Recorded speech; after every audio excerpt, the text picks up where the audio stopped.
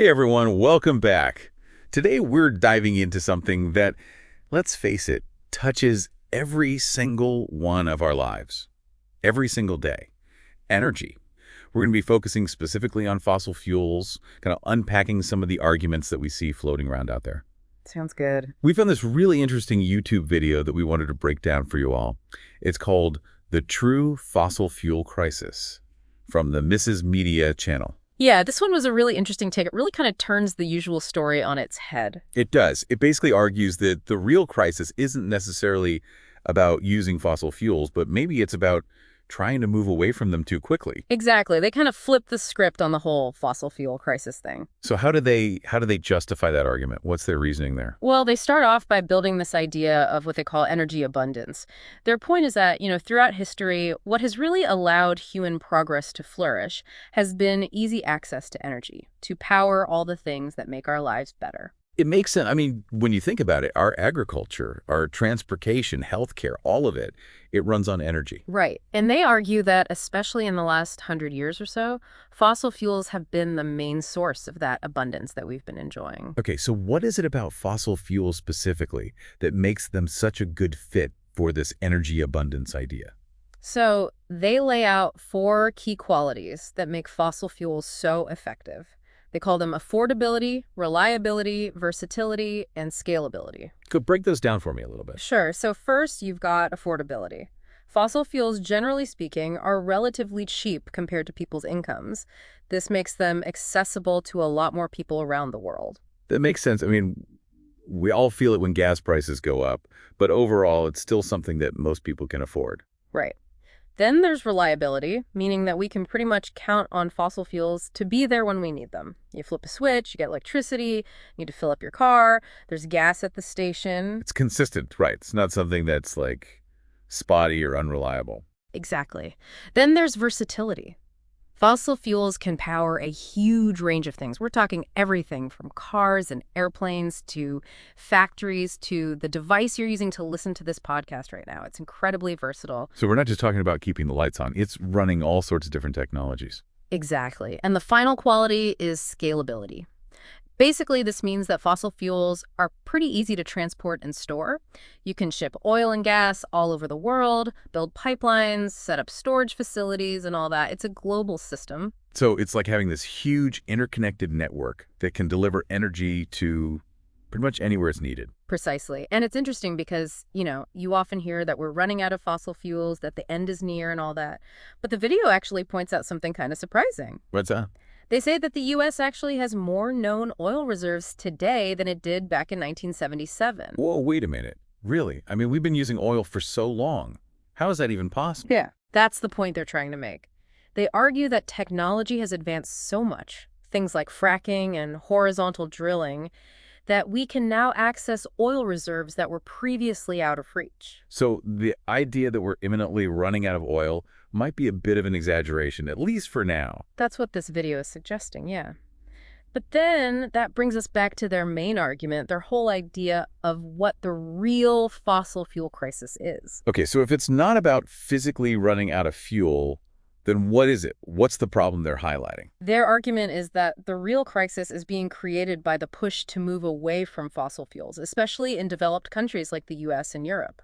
So they're saying that by trying to move away from fossil fuels, we're actually causing more problems than we're solving. Well, they're not saying that green energy is bad. Their point is that this shift, while it might have good intentions, is creating a kind of artificial scarcity problem. I see. So it's less about the fuels themselves and more about the speed and maybe the way we're going about this transition. Yeah, it's like they're saying we can't just abandon fossil fuels overnight without having viable alternatives that are ready to take over on a large scale. And they're especially concerned about the impact this is having on developing countries. Right, because a lot of developing countries are still working to achieve that level of energy abundance that we were talking about. Exactly.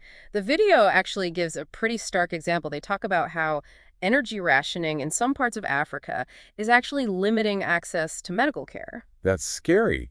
So if hospitals can't even get a reliable energy supply, that obviously has a huge ripple effect on people's health and well-being. And they're arguing that this push away from fossil fuels without having those reliable alternatives in place is contributing to these kinds of problems. Kind of a trade-off, right? Yeah, it's really complex. It's like you're trying to solve one problem, but you might be creating another one in the process. Right. And this kind of leads to a big question that the video just briefly touches on, but it's something that we've all probably wondered about. Can those green alternatives, things like solar, wind, geothermal, can they really step up and fill the gap? Can they provide the same level of energy abundance that we've become accustomed to with fossil fuels? That's the million-dollar question, right? Yeah. I mean, everyone's talking about renewables, but can they really deliver on that promise of a clean energy future without sacrificing reliability or affordability? Well, the video doesn't really go into too much detail about green alternatives in this particular episode. They say that they're going to tackle that topic in their next video. Oh, okay. So I'll have to stay tuned for that. But it definitely leaves us with something to think about, right? I mean, if those alternatives can't provide the same level of affordability, reliability, versatility, and scalability, then what does that mean for our energy future? Is it even possible to make this transition without some pretty serious trade-offs? Those are the tough questions that we all have to grapple with. I think this video does a good job of laying out some of the complexities of this issue. Yeah, for sure. And, thinking about it in the context of our own community here, it makes you wonder how these global trends are going to play out locally. What's going to happen to our energy costs? What kind of infrastructure changes are we going to need to make?